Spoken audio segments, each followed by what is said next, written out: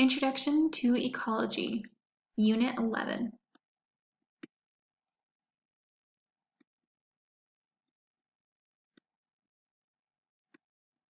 Chapter 1, Living Things and Their Habitats. Ecology is about nature and life. It is about the relationships between living things and their environment. Someone who studies ecology is an ecologist. An ecologist studies living things and the way they relate to their surroundings. This toad is part of an ecosystem. An ecosystem is like a habitat where an organism lives, but it includes many habitats plus the non-living systems that support them. In an ecosystem, each living thing depends on other living and non-living things for survival. Insects find shelter and food on trees and in moss. The toad finds those insects and eats them. The toad depends on rainfall to supply a place to lay eggs.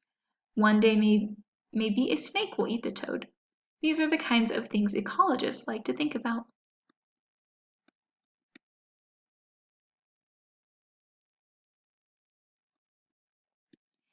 The bee is attracted to the flower's bright color. The bee eats the flower's sweet nectar. The flower is also full of pollen. Pollen is a substance that looks like dust.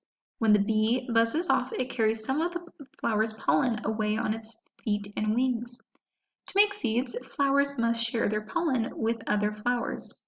Flowers do not have hands or feet or any way to get their pollen to other flowers, so they depend on bees and other insects to spread it for them. The bee needs the flower in order to survive. The flower needs the bee and other insects in order to survive. These are perfect examples of the kind of relationship ecologists like to study.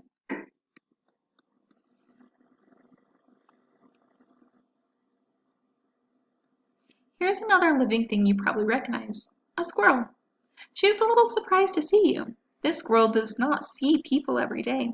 She is not one of those squirrels you see skittering along branches in the park or your backyard. Instead, this squirrel lives deep in the forest. She has a nest of leaves and sticks somewhere way high up in this tree. In the springtime, the mother squirrel shared her nest with her babies. But now it is late summer. The babies have left the nest. The mother has the nest to herself. It is time for her to gather food for the winter.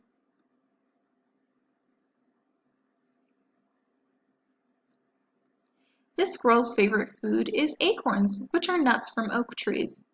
In the summer, it is easy for the squirrel to go out and find plenty of acorns, but the squirrel must also gather and save food for winter. In the winter, acorns won't be so easy to find. The squirrel uses her little paws to dig a hole in the ground. She buries an acorn.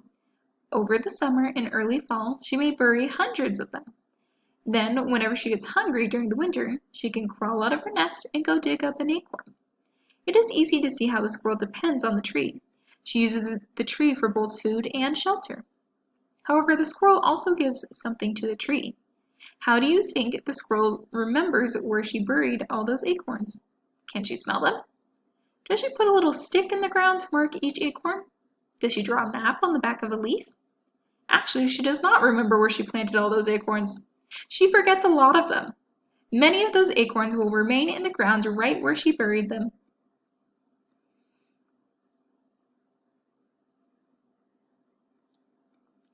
Acorns are nuts. Nuts are seeds with shells covering them. Like most seeds, acorns need to be planted in order to sprout and grow. Well, the squirrel did the oak tree a favor by planting all those acorns and then forgetting about them. If the acorns weren't buried, they probably would not sprout and might be eaten by another animal. The squirrel and the oak tree are each doing what they do to survive and produce young. The tree grows leaves and acorns. The squirrel uses the leaves for shelter and the acorns for food.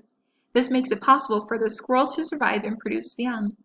Also, because the squirrel buries acorns, the oak tree is able to produce young too. This is how things work in an ecosystem. This is what ecology is all about.